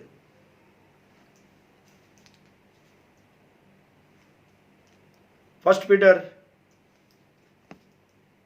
3:20, 1 పేతురు 3:20. దేవుని దీర్ఘశాంతము ఇంకా కనిపెట్టుచుండినప్పుడు పూర్వము నోవహు దినములలో ఓడ సిద్ధపరచబడుచుండగా అవిధేయులైన వారి యొద్దకు అనగా చెరలో ఉన్న ఆత్మల యొద్దకు ఆయన ఆత్మస్వరూపిగానే వెళ్ళి వారికి ప్రకటించాను. ఆ ఓడలో కొందరు అనగా 8 మంది నీటి ద్వారా రక్షణ పొందిరి. దానికి సాదృశ్యమైన బాప్తిసం ఇప్పుడు మిమ్మును రక్షించుచున్నది. ఏంటి దానికి సాదృశ్యం? అదేదనగా శరీర మాలిన్యం తీసివేయట కాదు, కానీ యేసుక్రీస్తు పునరుత్థానం మూలముగా దేవుని విషయము నిర్మలమైన మనస్సాక్షినిచ్చు ప్రత్యుత్తరమే. ఆ రోజు ఓడలో ఉన్నారు వాళ్ళు, నోవా ఆయన కుటుంబం, ఇంకా జంతువులు పక్షులు ఉన్నాయి. కానీ ఓడ మీద నీళ్ళు ఉన్నాయి, ఓడ కింద నీళ్ళు ఉన్నాయి, ఓడ చుట్టూ నీళ్ళు ఉన్నాయి. చుట్టూ అంటే చుట్టూ వర్షం పడుతుంది, కానీ వారి మీద ఒక్క నీటి బొట్టు కూడా పడలేదు. అయినా వాళ్లకు బాప్తిస్వం జరిగింది అంటున్నాడు దేవుడు. ఆ రోజు వాళ్ళు బాప్తిస్వం పొందారు, అదే వారికి బాప్తిస్వము. అలాగే మోషే దినములలో ఇశ్రాయేలీలు ఎర్ర సముద్రము దాటి, పైన మేఘము క్రింద సముద్రం ఉంది. చూడండి, ఎర్ర సముద్రం దాటి వస్తున్నప్పుడు 1 కొరింథీ 10వ మొదటి 2 వచనాలు. 1 Corinthians చాప్టర్ 10, 10వ అధ్యాయము మొదటి 2 వచనాలు. 1 Corinthians 10:1. సహోదరులారా, ఈ సంగతి మీకు తెలియకుండా నాకు ఇష్టం లేదు. అదేదనగా మన పితరులందరూ మేఘము క్రింద నుండిరి, వారందరూ సముద్రములో నడిచిపోయిరి. అందరూ మోషేను బట్టి మేఘములోను సముద్రంలోనూ బాప్తిస్మం పొందిరి. మేఘములోను సముద్రంలోను, అంటే పైన మేఘం ఉంది, కింద సముద్రం ఉంది. కానీ ఒక నీటి బొట్టు కూడా వాళ్ళని తాకలేదు. ఆ నీటి వాతావరణం గుండా వాళ్ళు వెళ్ళారు. చుట్టూ నీళ్లు ఉన్నాయి, ఇటువైపు దారి లేక ఒక గోడ వలె, సముద్రము గోడ వలె మారిపోయింది. దాదాపు 18 కిలోమీటర్ల పొడవు ఉన్నటువంటి ఆ దారిలో వాళ్ళు నడిచారు. సముద్రంలో మార్గం కలుగజేసిన దేవుడు. అయితే ఇక్కడ నోవా దినములలో ఓడలో ఉంటే అది బాప్తిసం అన్నాడు. సముద్రం గుండా నీటి చుక్క తాకకున్నా అది బాప్తిసం అన్నాడు. పాత నిబంధనలో కూడా వాళ్ళు బాప్తిసం పొందారు. కానీ 5వ వచనం చూడండి. 5వ వచనం, 5th verse, 1 Corinthians 10:5. అయితే వారిలో ఎక్కువ మంది దేవునికి ఇష్టలుగా ఉండకపోయిరి కనుక అరణ్యములో సంహరింపబడిరి. వారిలో ఎక్కువ మంది బాప్తిసం పొందిన వాళ్లే, నీటి బాప్తిసం పొందారు. కాకపోతే ఈ రోజులాగా కూడా ఒకవేళ యేసుక్రీస్తు నామమును కూడా బాప్తిసం పొంది ఉంటారు, కానీ వాళ్ళు దేవునికి ఇష్టలుగా ఉండడం లేదు. అంత్యకాల వర్తమానంలో ఉన్నాం. చాలాసార్లు మనం దేవునికి ఇష్టలుగా ఉండలేకపోతున్నాం. దేవునికి ఇష్టలుగా ఉండలేకపోయిరి కాబట్టి వారిని దేవుడు అరణ్యములో చంపేశాడు, సంహరించను. But with many of them God was not well pleased, for they were overthrown in the wilderness. త్రోసివేయబడ్డారు, చంపబడ్డారు, అరణ్యములో చంపబడ్డారు. దేవునికి స్తోత్రము. మరి అయ్యో, ఆ రోజు వారు మరి దేవుని యొక్క మాట వినలేదు. దేవుని యొక్క మాటకు లోబడకుండా వాళ్ళు తమకిష్టం వచ్చినట్టు జీవించారు. దేవుని సంకల్పం వారి విషయంలో వ్యర్థమైపోయింది, నిరాకరించారు. చాలాసార్లు జరిగేది ఇదే, దేవుని సంకల్పం నిరాకరించడం. అంటే పాత నిబంధనలో ఆ విధమైన బాప్తిస్మాల గురించి మాట్లాడుతున్నాడు. మరి కొత్త నిబంధనలో నీటి బాప్తిస్మము, ఆత్మ బాప్తిస్మము, అగ్ని బాప్తిస్మము. మత్తయి సువార్త 3:11 Matthew 3:11. ప్రభువైన యేసుక్రీస్తు గురించి యోహాను మాట్లాడుతున్నప్పుడు, బాప్తిస్మ ఇచ్చే యోహాను, నేనైతే మీకు నీళ్ళలో బాప్తిస్మ ఇస్తున్నాను, కానీ నా వెనుక వచ్చువాడు ఆత్మతోనూ అగ్నితోనూ మీకు బాప్తిస్మం ఇచ్చును. నీటి బాప్తిస్మం, ఆత్మ బాప్తిస్మం, పరిశుద్ధాత్మ బాప్తిస్మం, అలాగే అగ్ని బాప్తిస్మము అన్నాడు. ఈ 3 బాప్తిస్మాలు లేఖనాలు రాయబడ్డాయి. ఒకడు నీటి మూలంగాను ఆత్మ మూలంగాను తిరిగి జన్మించాల్సిందే, అందులో డౌటే లేదు. నీటి మూలముగా, యోహాను సువార్త 3:3-5 నీటి మూలముగా, ఆత్మ మూలముగా అన్నాడు. మత్తయి 3:11 ప్రకారం పరిశుద్ధాత్మతోనూ అగ్నితోనూ మీకు బాప్తిస్మం ఇచ్చును అన్నాడు. మరి నీటి మూలముగా మరి బయటకు అడగబడుతున్నాం, ఆత్మ మూలముగా లోపలికి అడగబడుతున్నాం. అగ్ని మూలముగా అంటే, అగ్ని బాప్తిస్మం అని అంటే శ్రమలు. ఎన్ని శ్రమలో, సిలువను, ప్రభువైన యేసుక్రీస్తు సిలువ శ్రమ గురించి మాట్లాడుతూ నేను పొందవలసిన బాప్తిస్మం ఉన్నదని ఆయన చెప్పినప్పుడు ఆ బాప్తిస్మం ఏంటనుకున్నారు? సిలువ మరణం, నిందలు, అవమానములు, ప్రతి హింస, ప్రతి విధమైన శోధన, ప్రతిదీ కూడా అనుభవించడమే సిలువ యొక్క ఆ మరణంలో ఉన్నటువంటి అగ్ని బాప్తిస్మము. అగ్ని బాప్తిస్మం అది, దట్ ఈస్ ద ఫైర్. అది శ్రమలకు సంబంధించినటువంటిది. పరిశుద్ధాత్మ మన మీద ఉంటే తప్ప మనం దాన్ని పొందుకోలేము. ఎందుకంటే దేవుని యొక్క ఆత్మచేత మనం నడిపించబడ్డప్పుడు వాటన్నిటిని సులువుగా అనుభవించడానికి అవకాశం ఉంటుంది. కాబట్టి ఈరోజు మనుషులు నీటి బాప్తిస్మం పొంది ఇక అప్పుడే అంతా అయిపోయింది అనుకుంటున్నారు. యేసుక్రీస్తు నామమున బాప్తిస్మం పొంది జీవితం అంతా చాలు అనుకుంటున్నారు. నీటి బాప్తిస్మంతో పాటు యేసుక్రీస్తు నామమున నీటి బాప్తిస్మం జరగాలి. రెండవది ఆత్మ బాప్తిస్మము. The baptism of holy ghost is the token. ఆత్మను నువ్వు పొందిన అనుభవం కలగాలి, ఆత్మచేత నువ్వు నడిపించబడాలి. ఎందుకంటే ఆ రోజు పెంతెకోస్తు దినమున వారు పరిశుద్ధాత్మను పొందినప్పుడు వాళ్ళు మౌనంగా ఉండలేదు. వాళ్ళు వీధుల్లోకి పరిగెత్తుకుంటూ వచ్చారు. కొత్త భాషలు మాట్లాడడం, ఇంకా అనేక ప్రత్యక్షతలు వాళ్ళు కలిగి ఉన్నారు. వాళ్ళ అనుభవమే వేరుగా ఉంది. అలాంటి కొత్త అనుభవము పరిశుద్ధాత్మను పొందిన వారిలో కనబడుతుంది. ఆత్మీయ నడక ఉంటుంది, ఆత్మీయ నడిపింపు ఉంటుంది. ఈ గడియ వర్తమానాన్ని ఉన్నది ఉన్నట్టు నెరవేరుస్తారు. అది లేని వాళ్ళు నెరవేర్చడం వీలుపడదు. అవసరాన్ని బట్టి అవకాశానికి మారిపోతారు. ఏది పడితే అది, ఎట్లా పడితే అట్లా చేయించడానికి. బాప్తిస్మంతో పని లేదు కొంతమందికి. ఇక పెళ్ళిళ్ళప్పుడైతే కనీసం బాప్తిజం కూడా అక్కర్లేదు. అది కూడా వర్తమానంలో ఉన్న సేవకులతో కూడా పని లేదు. ఎవరితోనైనా బాప్తిజం పొందడానికి వాళ్ళు వాత వేయబడిన మనస్సాక్షి కలిగి ఉన్నారు. దేవుని సంకల్పమును తృణీకరిస్తున్నారు. మెసేజ్ ఆఫ్ ద అవర్ నెరవేర్చకపోతే దేవుని సంకల్పం తృణీకరించడమే. You cannot reject the plan of God, council of God. దేవుని సంకల్పం తృణీకరిస్తే అంతే సంగతులు. ఇదొక అంత్యకాల వర్తమానం అనేది దేవుని యొక్క సంకల్పం. Message of the hour is the council of God. You cannot reject it. You have to accept it and obey the voice of God, obey the word of God, the message of the hour. ఈ గడియ వర్తమానాన్ని నువ్వు తప్పకుండా అనుసరించాలి, అంగీకరించాలి, దాని ప్రకారమే జీవించాలి. గలతీ 3:27లో క్రీస్తును మనం ధరించుకొని ఉన్నాము. అలాగే రోమపత్రిక 6:3లో క్రీస్తులోనికి బాప్తిసం పొంది ఉన్నాము. చూసారా, ఆయన మరణంతో పాటు, అంటే ఆయన మరణంలోనికి మనం బాప్తిసం పొందామంటే ఆయన కొరకు ఎటువంటి పరిస్థితుల్లోనైనా జీవించవలసిందే. మనకు కష్టం ఉందని మనకు అనుకూలంగా మార్చుకోవడం కాదు, వాక్యానికి అనుకూలంగా మనం మారిపోవాలి. అది పబ్లిక్ టెస్టిమనీ అయి ఉండాలి. It is baptism is a public testimony. It is a witness for Christ. It is dyeing for Christ. లోకం విషయాలు చనిపోవడం, క్రీస్తు కొరకు బ్రతకడం, క్రీస్తు కొరకు అవసరమైతే ఏ త్యాగాలైనా చేయడానికి మనం సిద్ధంగా ఉండాలని దాని అర్థం. Baptism is a public testimony. అలాగే the seal of God in the name of Jesus Christ. Baptism అనేది ఒక ముద్ర. ఇట్స్ ద సీల్, ముద్రించబడుట. దేవుడు తన ప్రజలను ముద్రించే పద్ధతి అది. ఆ ముద్ర లేకపోతే నువ్వు ఎక్కడికి వెళ్తున్నావు, దేని కొరకు బ్రతుకుతున్నావు, అసలు ఆ ముద్ర లేకుండా ఎలా జీవించగలుగుతున్నావు? Without baptism, without the name of Jesus Christ, how can you go to heaven? ఆ నామం లేకుండా పరలోకం ఎలా వెళ్తావు? ఎవరు పంపిస్తారు? ఆ నామం కొరకు అవమానం పొందుటకు పాత్రులను ఎంచబడ్డారు అపోస్తలులు. కాబట్టి ఈ నామంలో బాప్తిసం అనేది అది అత్యంత ప్రాముఖ్యమైనది. మార్కు సువార్త 16:16 నమ్మి బాప్తిసం పొందిన వాడు రక్షింపబడును, నా నామమున అనేక అద్భుతాలు సూచక్రియలు చేస్తారని చెబుతూ నమ్మి బాప్తిసం పొందిన వాడు రక్షింపబడును, నమ్మని వానికి శిక్ష విధింపబడును. ఈ బాప్తిజం నమ్మకపోయినా శిక్షలు ఉంటాయి. There is a punishment, there is judgement. అందుకే యేసుక్రీస్తు నామమున బాప్తిసం పొందడం అనేది దేవుని యొక్క సంకల్పం.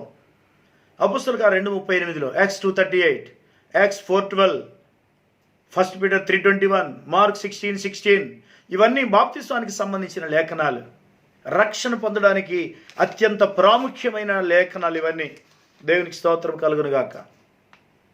ప్రభువైన యేసుక్రీస్తు ఈ నీటి బాప్తిస్వము, పరిశుద్ధాత్మ బాప్తిస్వము గురించి మాట్లాడిన తర్వాత ఆయన అగ్ని బాప్తిస్వం గురించి మాట్లాడేటప్పుడు లూకా సువార్త 12:50 లూక్ 12:50 అగ్ని బాప్తిస్వం గురించి మాట్లాడాడు.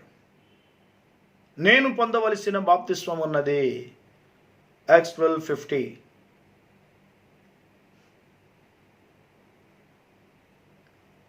అయితే నేను పొందవలసిన బాప్తిస్వం ఉన్నది, అది నెరవేరే వరకు నేను ఎంతో ఇబ్బంది పడుచున్నాను. నేను పొందవలసిన బాప్తిస్వం ఉన్నది. ఇది ఆయన చెప్పిన మాట. ఆయన భవిష్యత్తును గురించి, అనగా ఆయన శిలో మరణాన్ని గురించి ఆయన మాట్లాడుతున్నాడు. ఆయన అవమానములు, ఆయనకు రావలసిన నిందలు, ఆయనకు ఏం జరగబోతుందో ఆయనకు ముందే తెలుసు కనుక నేను పొందవలసిన బాప్తిస్వం ఉన్నది అంటున్నాడు. ఆల్రెడీ ఆయన బాప్తిస్వం పొందలేదా? నీళ్ళలో బాప్తిస్వం పొందాడు యోహాను చేత, బాప్తిస్వం ఇచ్చి యోహాను చేత. అలాగే ఆత్మ పావురం వలె, as the light came lightning upon him, అంటే పావురం వలె, యాజ్ ద డవ్, పావురము వలె, అంతేగాని పావురం రాలేదు. చూసారా, మరి ఆయన నీటి బాప్తిసం కూడా పొందుకున్నాడు, పరిశుద్ధాత్మ బాప్తిసం పొందాడు.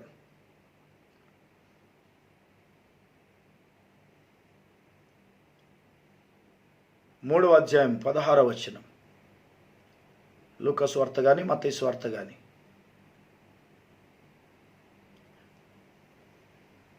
యోహాను నేను నీకు నీళ్ళలో బాప్తిసం ఇస్తున్నాను. అయితే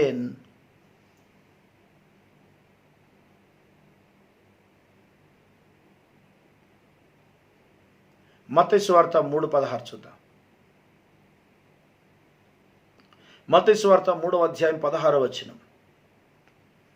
లూకా సువార్తలో కూడా అదే ఉంది. అయితే మత్తయి సువార్త 3:16 3:16 యేసు బాప్తిసం పొందిన వెంటనే నీళ్ళలో నుండి ఒడ్డునకు వచ్చెను. ఇదిగో ఆకాశం తెరవబడెను, దేవుని ఆత్మ పావురము వలె దిగి తన మీదకి వచ్చుట చూచాను. ఇంగ్లీష్లో ఏముంది చూడండి. You just see in English. And Jesus when he was baptised went up straight away out of the water, and lo, the heavens were opened unto him, and he saw the Spirit of God descending like a dove and lightning upon him. వెలుగు వాలినట్టు, ఒక పావురం లాగా వెలుగు వచ్చి వాలింది, కానీ పావురం రాలేదు. పోల్చబడింది. దట్ ఈస్ ఏ కంపారిజన్, పోలిక మాత్రమే. కాబట్టి వెలుగు వచ్చి అక్కడ వాలింది ఆయన మీద బాప్తిసం పొందినప్పుడు. అంటే నేటి బాప్తిస్మము, ఆత్మ బాప్తిసం జరిగాయి. ఇప్పుడు ఇంకేం బాప్తిసం అంటున్నాడు? లూకాసు వార్తలో మనం చూసినట్టు 12వ అధ్యాయము 50వ వచనంలో ఇప్పుడు ఆయన పొందుతున్న బాప్తిసం ఏంటి? ఇదే సిలువను గురించి మాట్లాడుతున్నాడు. It is about the cross, about the sufferings, శ్రమలను గురించినటువంటి బాప్తిసం. అయితే నేను పొందవలసిన బాప్తిసం ఉన్నది, అది నెరవేరు వరకు నేను ఎంతో ఇబ్బంది పడుతున్నాను. Yes, but I have a baptism to be baptized with. And how am I straightened till it be accomplished? చూసారా, యేసుక్రీస్తు పొందవలసిన బాప్తిసం గురించి ఆయన మూడో బాప్తిసం ఇది, ద థర్డ్ బ్యాప్టిజం. అది శ్రమల బాప్తిసం, అగ్ని బాప్తిసము అన్నాడు. అగ్ని వంటి శ్రమ, దానిని ఆయన భరించాడు. మన నిమిత్తము ఆయన అవమానం భరించాడు, మన నిమిత్తం ఆయన నిందలు భరించాడు. మానవ జాతి రక్షణ కోసం ఈ పాపుల కొరకు పరిశుద్ధుడు సిలువ వేయబడ్డాడు, చనిపోయాడు, సమాధి చేయబడ్డాడు. ఆయన మన కొరకు అనేక శ్రమలు అనుభవించాడు. మనం ఆయన కొరకు ఏది అనుభవించినా తక్కువే. ఎందుకంటే మనం అనుభవించాల్సినవి చాలా ఉన్నాయి, కానీ మనం అనుభవించడానికి మనం ఒప్పుకోం, అంగీకరించాం. దేవుని కొరకు ఏదైనా కష్టం వస్తే, ఆయన నమ్మినందుకు కష్టం వస్తే మనం అదేదో అనుకుంటాం, కానీ ఇందులో భాగం అది. పరిశుద్ధాత్మను పొందిన తర్వాత ఆ ఆత్మ నిన్ను అగ్ని చేత పరీక్షించే పరిస్థితికి తీసుకెళ్తాడు. ఆత్మ చేత నడిపించబడుట, అపవాది చేత శోధింపబడ్డ, రెండు ఒకేసారి జరుగుతాయి. బ్యాప్టిజం పొందిన తర్వాత ప్రారంభమవుతాయి ఇవి రెండు. Led by the spirit of God and tested by God. ఒకవేళ దేవుని యొక్క ఆత్మ చేత నడిపించబడడం, అలాగే టెంప్టెడ్ బై సాటన్, సాతాను చేత శోధించబడడం, రెండు ఒకేసారి జరుగుతాయి. అది శోధన అనుకుంటారు చాలామంది. శోధన కాదు, అది విశ్వాస పరీక్ష. It is test of faith. అందుకే బాప్తిసం పొందిన వాళ్ళు, పొందబోయేవారు చాలా జాగ్రత్తగా ఉండాలి, ప్రభు యొక్క కృపలో ఉండాలి, వాక్యముతో ఉండాలి. అందుకే వాక్యం అనేది చాలా ఇంపార్టెంట్. ఆ రోజు జెబెదయి కుమారుల తల్లి, యోహాను యాకోబుల తల్లి వచ్చి ప్రభు అయిన యేసుక్రీస్తు దగ్గరికి, మార్కు సువార్త 10వ అధ్యాయం, మత్తయి సువార్త 20వ అధ్యాయం, మాథ్యూ 20, మార్క్ 10, మాథ్యూ 20. ఆ 20:20లో మత్తయి సువార్త 20వ అధ్యాయం 20వ వచనంలో తన ఇద్దరు కుమారులను పరలోకమందు సింహాసనం దగ్గర ఇటువైపు ఒకరు ఇటువైపు ఒకరు, ఇరువైపుల ఇద్దరు కుమారులు కూర్చొనివ్వమని ఆమె అడిగింది. అప్పుడు ప్రభు ఏమంటున్నాడు? మీరేం అడుగుతున్నారో మీకు తెలియకుండా అడుగుతున్నారు. అది దాని గురించిన వివరణ ఎంత అద్భుతంగా ఉందో చూడండి. అప్పుడు జెబెదయి కుమారుల తల్లి తన కుమారులతో ఆయన యుద్ధకు వచ్చి నమస్కారం చేసి ఒక మనవి చేయబోగా, నీవేమి కోరుచున్నావని ఆయన అడిగను. అందుకు ఆమె, నీ రాజ్యమందు నా ఇద్దరు కుమారుల్లో ఒకడు నీ కుడి వైపునను ఒకడు నీ ఎడమ వైపునను కూర్చుండ సెలవిమ్మని ఆయనతో అనెను. అందుకు యేసు, మీరేం అడుగుతున్నారు అది మీకు తెలియదు. ఏం అడుగుతున్నారో అది మీకు తెలియదు.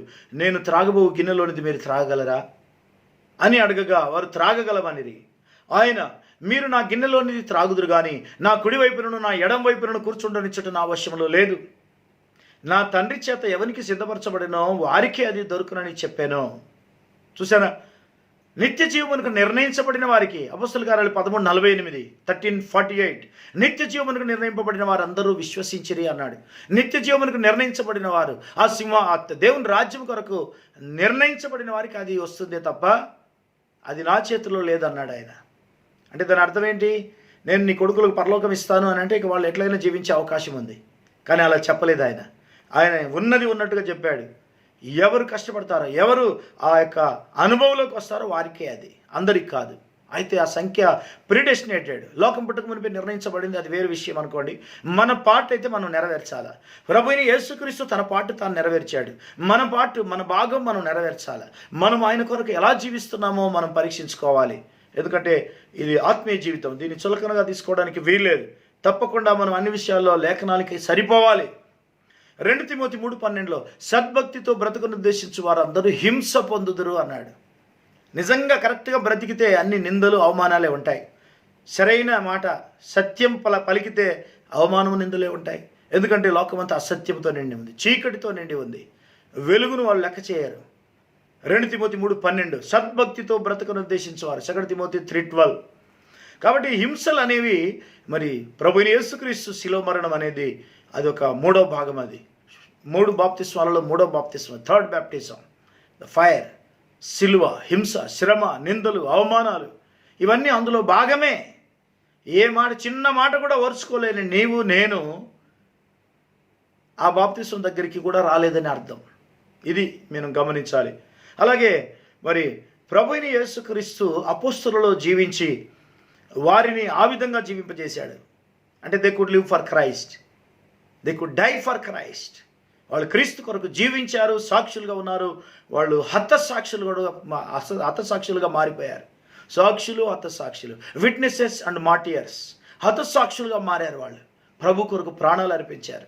వాళ్ళు భోజనం ఉన్నా లేకున్నా, వాళ్ళ బట్టలున్నా సరైన బట్టలు లేవు, సరైన భోజనం లేదు, సరైన పంటలు లేని వాతావరణం, క్రైస్తవులకు హింసింపబడుతున్నటువంటి కాలం అది. ఎంతో కష్టం, ఎంతో శ్రమ. ప్రపంచంలో నలుమూలలకు చెదరగొట్టబడ్డారు. అపోస్తలులు కూడా చెదరగొట్టబడ్డారు. ఆయా స్థలాలలో వారు హింస అనుభవించి దేవుని కొరకు హతసాక్షులయ్యారు. వారి కష్టము, వారి నెత్తురు ఈరోజు మనకు ఎంతో గొప్ప సాక్ష్యాన్ని మిగిల్చింది. అపోస్తల కార్యాల్లో ఈ విషయాలన్నీ రాయబడ్డాయి. అపోస్తల కార్యాల్లో ప్రభువైన యేసుక్రీస్తు, అపోస్తల కార్యాలు 1వ అధ్యాయం 8వ వచనం, ప్రభువైన యేసుక్రీస్తు సాక్షుల గురించి మాట్లాడాడు. ఇంతకుముందు నేను బోధ గురించి చెప్పాను. గలతీ పత్రిక 1వ అధ్యాయము 8వ వచనంలో పౌలుకు సంబంధించిన లేఖనం, మేము బోధించిన బోధ అది. గలతీ 1:8, అది పొరపాటుగా అపోస్తల కార్యాలు అని చెప్పాను. ఇక్కడ అపోస్తల కార్యాల్లో మనము ఈ లేఖనం చూద్దాం. 8వ వచనం, 1వ అధ్యాయం 8వ వచనం. ఆయనను పరిశుద్ధాత్మ మీ మీదికి వచ్చినప్పుడు మీరు శక్తి నందుదురు గనుక మీరు యెరూషలేములోను యూదయ సమరయ దేశముల యందంతటను భూదిగంతముల వరకు నాకు సాక్షులై ఉందరని వారితో చెప్పాను. ఇది ఎంత అద్భుతంగా అపోస్తల కార్యాల్లో నెరవేరిందో చూడండి. 3 భాగాలు చేస్తే అపోస్తల కార్యాలను అది చక్కగా నెరవేరింది. ఈ మాట మొట్టమొదటి యెరూషలేములో, ఆ తర్వాత యూదయ సమరయ గలిలయ, ఆ తర్వాత భూదిగంతముల వరకు అన్నాడు. పరిశుద్ధాత్మతో నింపబడినప్పుడు ఏం జరుగుతుందో చెప్పాడు. యెరూషలేములో మీరు సాక్షులుగా ఉంటారు. అంటే మనమున్న చోట, మనమున్న పట్టణంలో, మనమున్న స్థలంలో సాక్ష్యం. యూదయ సమరయ దేశముల అంతటా భూదిగంతముల వరకు, ఈ 3 భాగాలుగా చేయబడినటువంటి అపోస్తల కార్యాలు. అందులో మరి మొదటి 8 అధ్యాయాలు, ఫస్ట్ 8 చాప్టర్స్, మొదటి భాగం ఏది యెరూషలేములో, ఆ చుట్టుపక్కల ప్రాంతాల్లో. ఆ తర్వాత 8 నుంచి 12 అధ్యాయాల వరకు యూదయ సమరయ పట్టణాలు సువార్త ప్రకటించబడింది. అనేక స్థలాల్లో వాళ్ళు సాక్షులుగా ఉన్నారు. యేసుక్రీస్తు గురించి బలంగా సాక్ష్యం ఇచ్చారు. పునరుత్థానం గురించి, యేసుక్రీస్తు 2వ రాకడ గురించి వాళ్ళు సాక్ష్యం ఇచ్చారు. Jesus is coming, get ready, సిద్ధంగా ఉండండి అని వాళ్ళు అద్భుతాలు, సూచక్రియలు చేస్తూ, వాక్యమును రుజువు చేస్తూ సాక్ష్యం ఇవ్వడం మొదలుపెట్టారు. చూసారా? అలాగే 3వ భాగం 13వ అధ్యాయంలో 13:1 నుంచి 28 అధ్యాయాల వరకు, భూదిగంతముల వరకు పౌలు యొక్క స్వార్థ దండయాత్ర చూడండి. మరి 4-5 స్వార్థ దండయాత్రలు ఉన్నాయి. First, second, third missionary journeys, trip to Rome, అలాగే ట్రిప్ టు స్పెయిన్ కూడా ఉంది. అలా భూదిగంతముల వరకు వాళ్ళు సాక్షులుగా ఉన్నారు. అపోస్తల కార్యాల్లో రాయబడిన భాగాలన్నీ మొదటి 8 అధ్యాయాలు, ఆ తర్వాత అది 8లో 5వ వచనం నుండి 12వ అధ్యాయం వరకు కూడా అది 2వ భాగం, 3వ భాగం 13వ అధ్యాయం నుండి 28 వరకు, 13 to 28, 1 to 8, 8 to 12, 13 to 28. ఈ 3 భాగాలుగా చేయబడిన అపోస్తల కార్యాల్లో ఈ 3 భాగాల్లో 3 విధాల సాక్ష్యాలు కనబడుతున్నాయి. Witness in Jerusalem, witness in Judea and Samaria, witness to the ends of the earth. భూదిగంతముల వరకు, భూమి యొక్క దిగంతముల వరకు, అంటే సముద్రం యొక్క అంచు వరకు. అంటే ఈరోజు చూస్తే ప్రపంచం అంతటికీ ఆ సువార్త వెళ్తుంది, మీరు సాక్షులుగా ఉంటారు అని చెప్పాడు. పరిశుద్ధాత్మను పొందిన వారు ఈ విధంగా ఉంటారు. అలాగే మరి ఫిలిప్పు అపోస్తల కార్యాలు 8వ అధ్యాయం 12వ వచనంలో యేసుక్రీస్తు నామమును గురించి బోధించాడు. దేవుని రాజ్యమును గురించి, యేసుక్రీస్తు నామమును గురించి బోధించాడు. యాక్ట్స్ 8:12. అంటే దేవుని రాజ్యానికి యేసుక్రీస్తు నామమే మార్గము అని, యేసుక్రీస్తు నామములోనే దేవుని రాజ్యం ఉన్నది అని దాని అర్థం. అలాగే అపోస్తల కార్యాలు 4:12లో ఈ నామమునే మనం రక్షణ పొందవలను. యాక్ట్స్ 4:12. పౌలు భక్తుడు అపోస్తల కార్యాలు 17:3, 18:5లో, అనగా యాక్ట్స్ 17:3 and 18:5, ఏసే క్రీస్తు అని ప్రకటించుచుండిరి. ఏసే క్రీస్తు, జీసస్ ఈజ్ క్రైస్ట్. యేసు మానవుడు, క్రీస్తు దేవుడు. ఇప్పుడు కనబడుతున్న ఈ ఏసే క్రీస్తు అనగా దేవుడు అని వాళ్ళు ప్రకటించారు. క్రీస్తు అంటే Messiah. Messiah is nothing but Christ, is nothing but the word, God himself, God manifested in the flesh. దేవుడు శరీరధారి అయి రావడం. అలాగే అపోస్తలులు మరి ప్రవక్తలు కలిసి ఒక పునాది వేశారు, యేసుక్రీస్తు అనే పునాది. ఎఫెసీ 2:20లో ఆ పునాది అపోస్తలుల కార్యాల్లోను 2:20లోను, మరి 1 కొరింథీ 3:11లో కూడా చెప్పాను, ఇంతమంది చెప్పాను. యేసుక్రీస్తు అనే పునాది, వేరొక పునాది ఎవడు వేయడానికి వీలేదు. త్రిత్వం అనే పునాది వేశారు, మరి వేరొక పునాది అది అపోస్తలులు వేసిన పునాది కాదు, అది సాతాను వేసిన పునాది. త్రిత్వం అనేది బైబిల్లో లేని పదం, లేని వాటిని ఉన్నట్టుగా చూడొచ్చట, కలపొచ్చట, ఏం కాదట. మరి కలపొద్దు, తీసివేద్దని బైబిల్ చెప్పట్లేదా? 22:18 రెవల్యూషన్ 22:18 చూసారా? కలిపినా తీసివేసిన తప్పు లేదు అంటున్నారు. ఇదంతా వారి విజ్ఞతకు వదిలేద్దాం, ఎందుకంటే వాళ్ళకు నిజంగా దేవుడు వారికి బయలుపరిస్తే వాళ్ళు తప్పకుండా వాటిని గ్రహిస్తారు. అలాగే జీసస్ ఈజ్ కమింగ్ సూన్. మరి బాప్తిసం ఒకటే కాదు, ప్రభు అయిన యేసుక్రీస్తు రాకడకు మనం సిద్ధపాటు కూడా ఎంతో అవసరం. బాప్తిసం పొందిన మనం పరిశుద్ధాత్మ బాప్తిసం పొందవలసి ఉన్నది.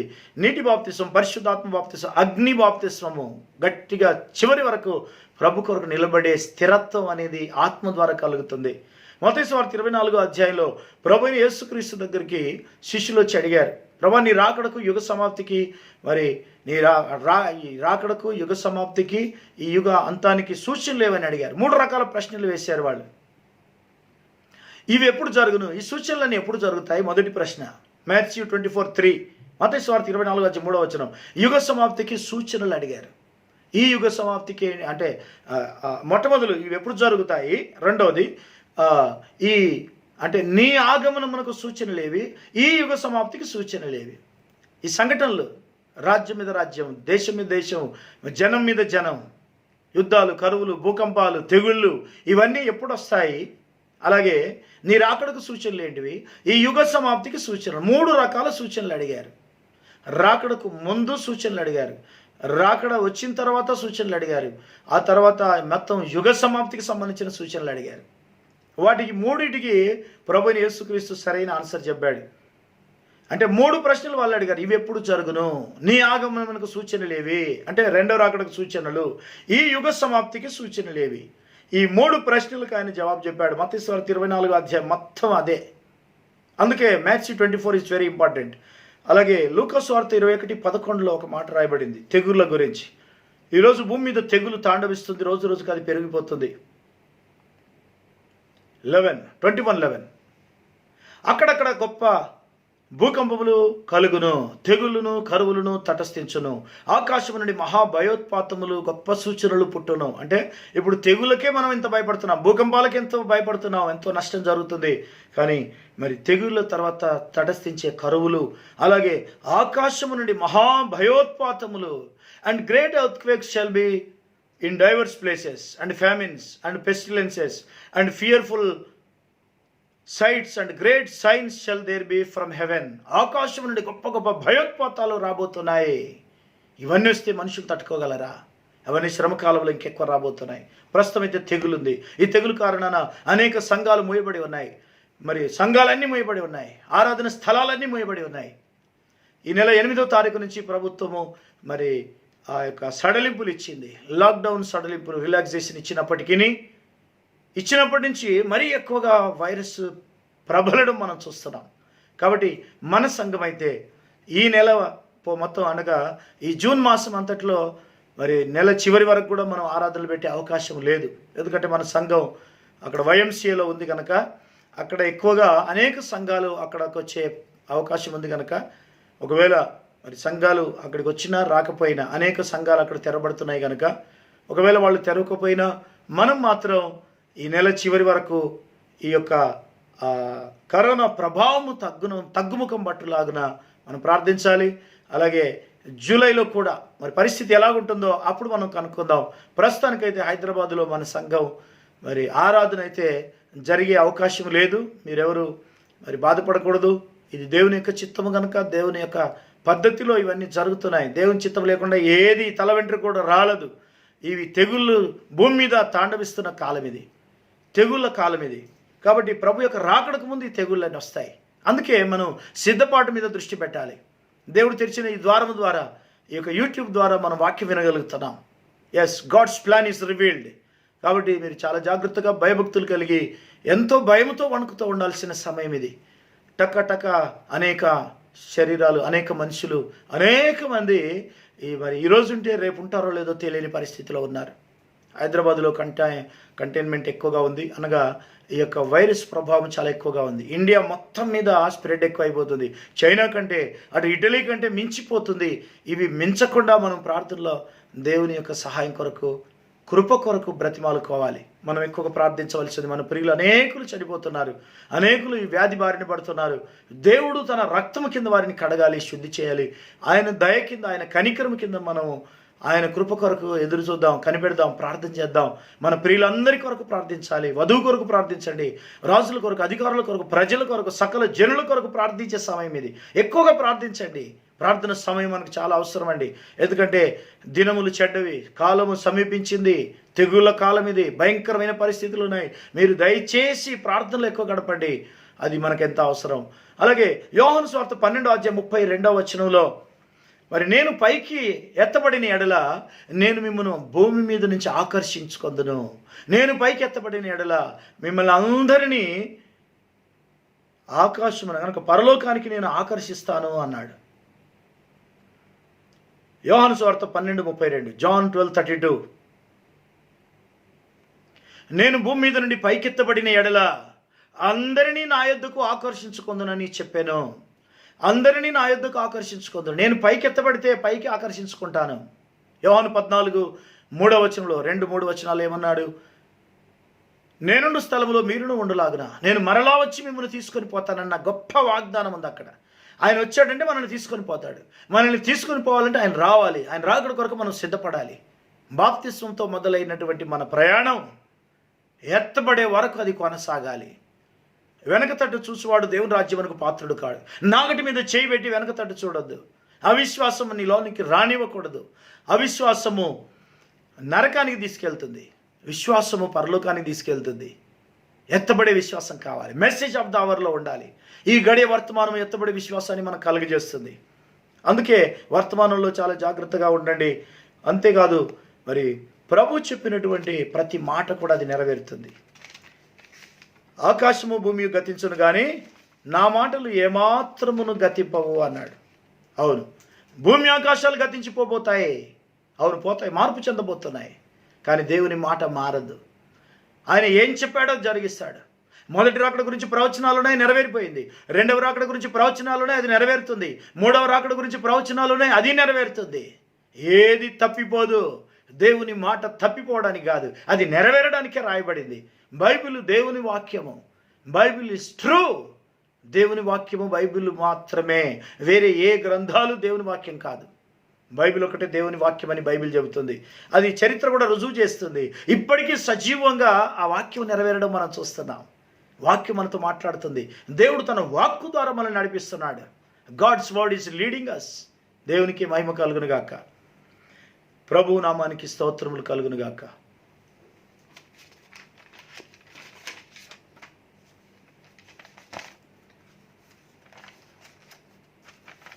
ఈరోజు మనము దేవుని యొక్క చిత్తాన్ని బట్టి నడుచుకోవాల్సిన వారమై ఉన్నాం. మన సొంతాన్ని పక్కకు పెట్టాల్సిందే. ప్రభువైన యేసుక్రీస్తు తన రాకడ కొరకు మనల్ని సిద్ధపరుస్తున్నాడు. మరి బాప్తిసం విషయంలో మనం దేవుని సంకల్పాన్ని నిరాకరించకుండా చూసుకోవాలి. చాలామంది బాప్తిసం విషయంలో దేవుని సంకల్పాన్ని నిరాకరిస్తున్నారు. ఇంకా సత్యమైన బాప్తిసం బయలుపరచబడినప్పటికీ దానికి విధేయత చూపడం లేదు. దేవుని సంకల్పమును నిరాకరించుట అనేది చాలా ప్రమాదం. అది జీవితానికే ముప్పు, ప్రమాదం. You don't reject the plan of council of God. దయచేసి మనం దేవుని యొక్క సంకల్పాన్ని నిరాకరించకుండా చూసుకుందాం. ఎందుకంటే దేవుడు మన కొరకు ఒక గొప్ప ఏర్పాటు చేశాడు. ఈ ఏర్పాటు కొరకు దేవునికి మహిమ కలుగును గాక. లోకమంతా ఎవరి మాటలైనా అవి నెరవేరకుండా పోతాయి, కానీ దేవుని మాటలు నెరవేరకుండా పోవు. ప్రతి వాక్కు నెరవేరుతుందండి. కాబట్టి ప్రియులరా, మరి బాప్తిస్మం గురించిన బోధ మనం కొంతవరకు తెలుసుకున్నాం. అనేక విషయాలు, లోతైన సంగతులు కూడా మనం తెలుసుకోగలుగుతున్నాం. దేవునికి స్తోత్రము. ఈ వాక్యం దీవించును గాక. బాప్తిస్మం తీసుకునేవారు ఇంకా సిద్ధపడండి, ఆలస్యం చేయకండి. ఇది మంచి సమయం. ఒకవేళ దేవుని చిత్తమైతే అవకాశం ఉంటే మరి మంచి వాతావరణం ఉన్న స్థలంలో మనం బాప్తిస్మం పొందడానికి అవకాశాలు ఉన్నాయి. God bless you. దేవుడు మిమ్మల్ని దీవించును గాక. తలలు వంచుదాం. పరిశుద్ధుడైన పరలోకపు తండ్రి, మీకు వందనాలు ప్రభువా. మరి ప్రకటించబడిన వాక్యమును దీవించమని, ప్రతి వాక్కును అభిషేకించి పంపించండి. ఎవరైతే బాప్తిసం కొరకు సిద్ధపడుతున్నారో వారిని మీరు అభిషేకించండి నాయన. నీ వాక్యం చేత నింపుమని, ఎత్తబడే విశ్వాసం కొరకు సిద్ధపరచుమని, నీటి బాప్తిసం, ఆత్మ బాప్తిసం, అగ్ని బాప్తిసం కొరకు సిద్ధపరచుమని, నీ యొక్క వధువును వాక్యపు వధువుగా మార్చమని, ఎత్తబడే విశ్వాసం కొరకు సిద్ధపరచుమని. ఆ ఎత్తబడే దినం దగ్గర పడింది కనుక మేము బహుజాగ్రత్తగా ఉండుటకు సహాయం చేయి. ఈ లోక మాలిన్యం మాకు అంటకుండా, ఈ లోకముతో మాకు సంబంధాలు లేకుండా మమ్మల్ని మీరు సిద్ధపరచుమని యేసుక్రీస్తును నీ నామములో ప్రార్థిస్తున్నాము తండ్రి. ఆమేన్.